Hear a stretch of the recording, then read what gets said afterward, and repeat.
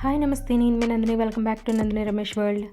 ఈరోజు మనం చాలా సింపుల్గా దోసకాయ కర్రీ ఎలా చేసుకోవాలో చూద్దాం. వీడియోని స్కిప్ చేయకుండా ఎండ్ వరకు చూడండి. ఇలాంటి మరిన్ని రెసిపీస్ కోసం ఇంకెవరైనా నా ఛానల్ని సబ్స్క్రైబ్ చేయకపోతే సబ్స్క్రైబ్ చేయండి, లైక్ చేయండి, షేర్ చేయండి. దీనికోసం నేను 2 దోసకాయలను తీసుకొని పైన పీల్ అంతా రిమూవ్ చేసి ఇలా చిన్న పీసెస్ కింద కట్ చేసుకోవాలి. ఇప్పుడు స్టవ్ వెలిగించి ఒక కడాయి పెట్టుకొని ఇందులో 1 స్పూన్ ధనియాలు, 1 స్పూన్ జీలకర్ర, 3 స్పూన్స్ నువ్వులు వేసుకొని వేయించుకోవాలి.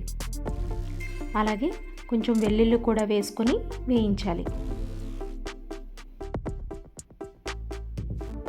నువ్వులు కొంచెం చిటపటమనే వరకు వేయించాలి.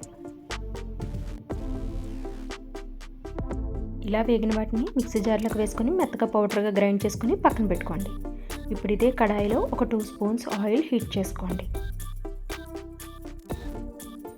ఆయిల్ బాగా వేడెక్కిన తర్వాత 3 మీడియం సైజ్ ఆనియన్స్ చిన్న పీసెస్ కింద కట్ చేసి వేసుకోవాలి. ఇవి ఒకసారి కలుపుకొని ఇందులోనే ఒక 2 పచ్చిమిర్చి పొడవుగా కట్ చేసి వేసుకోవాలి. కొంచెం కరివేపాకు కూడా వేసుకొని ఆనియన్స్ మనకి ఒక 60% ఫ్రై చేసుకోవాలి.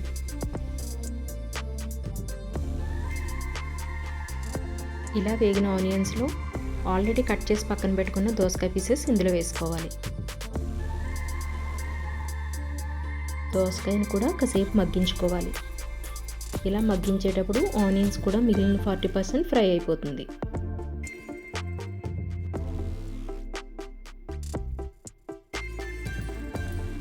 మూత పెట్టి ఒక 5 మినిట్స్ కుక్ చేసుకుందాం.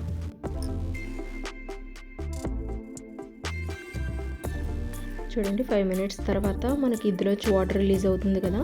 ఇప్పుడు ఇది ఒకసారి కలుపుకొని ఇందులో 1.5 స్పూన్ కారం వేసుకోవాలి. అలాగే కొంచెం టేస్ట్కి సరిపడినంతగా సాల్ట్ కూడా యాడ్ చేసుకొని ఇదంతా బాగా మిక్స్ చేసుకొని మరొక 5 నిమిషాల పాటు మూత పెట్టి కుక్ చేసుకుందాం.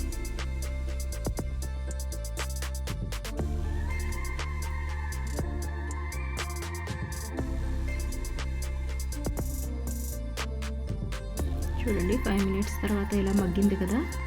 ఇప్పుడు ఇందులో 1 గ్లాస్ వాటర్ యాడ్ చేసుకొని కర్రీ కొంచెం దగ్గరికి అయ్యేంత వరకు మంటను మీడియం ఫ్లేమ్లోనే ఉంచుకొని మూత పెట్టి కుక్ చేసుకుందాం.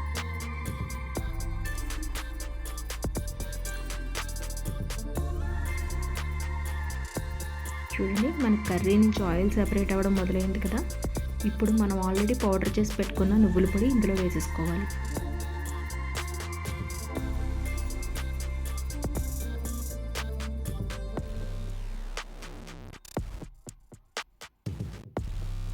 ఇప్పుడు ఇదంతా ఒకసారి కలుపుకొని మూత పెట్టి మరొక 5 నిమిషాలు మంటను మీడియం ఫ్లేమ్లోనే ఉంచుకొని కుక్ చేసుకోవాలి.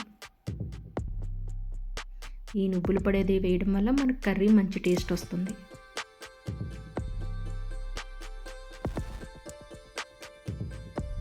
చూడండి, మన కర్రీ ఎంత పర్ఫెక్ట్గా కుక్ అయిందో. అంతే, మనకెంతో టేస్టీగా అయినా దోసకాయ కర్రీ రెడీ అయిపోయింది. ఇది వేడి వేడి అన్నంలో తింటే చాలా టేస్టీగా ఉంటుంది. ఈ రెసిపీ మీకు కూడా నచ్చితే మీరు కూడా ట్రై చేసి ఎలా వచ్చిందన్నది కామెంట్ చేయండి. ఇలాంటి మరిన్ని రెసిపీస్ కోసం మరికొంతమందికి షేర్ చేయండి.